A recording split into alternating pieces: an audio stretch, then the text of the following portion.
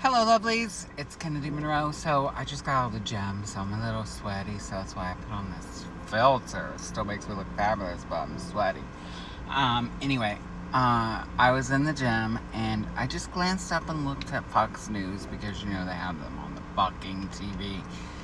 Because sometimes I want to see what the bullshit is that the propaganda that they're spewing online.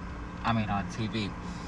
And so I look up and I see LeBron James. They're talking about LeBron James ignoring the national anthem. I don't know anything about that, so I can't give you the information. All I know is that's what was on the little ticker going by, and that LeBron James. And it made me think. The last time I was at an Astros game, the last couple times I was at an Astros game, I ignored the national anthem, and many people around me who were people of color ignored the national anthem. And I think we live in a country of freedom where we can ignore the national anthem if we choose. So if we're on news debating about this, I think it's stupid. Second of all, until this country is fair to people of color, then they can choose to not stand for the national anthem or recite it or anything like that. And then I thought about, being a person, a minority in the sense that I'm queer, trans. I've spent most of my adulthood without rights.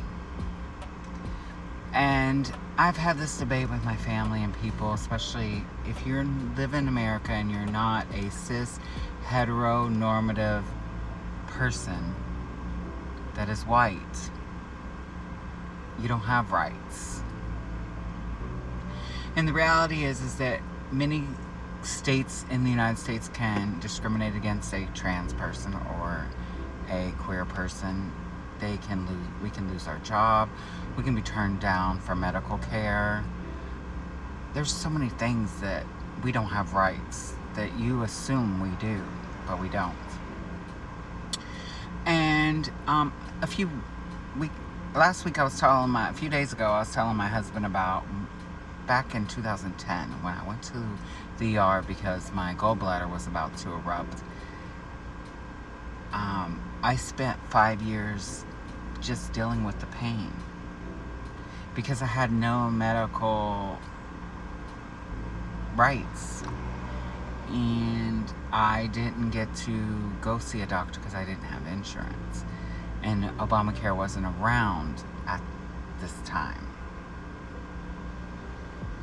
So, sad, but true.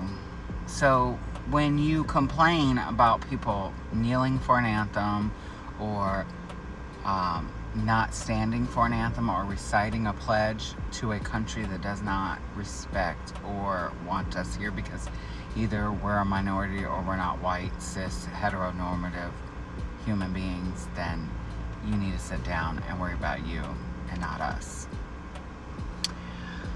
And one lastly, back in 2014 when my partner passed away, because we weren't married and I was technically biologically a male and he was a male, that I had no rights to him even though we were basically common law married and engaged. Even though he had nothing to do with his family, they came in and took everything away from me. So yeah, until you have those issues, then you can't talk. Remember, you are loved, you're valid, and you're beautiful, and I love you.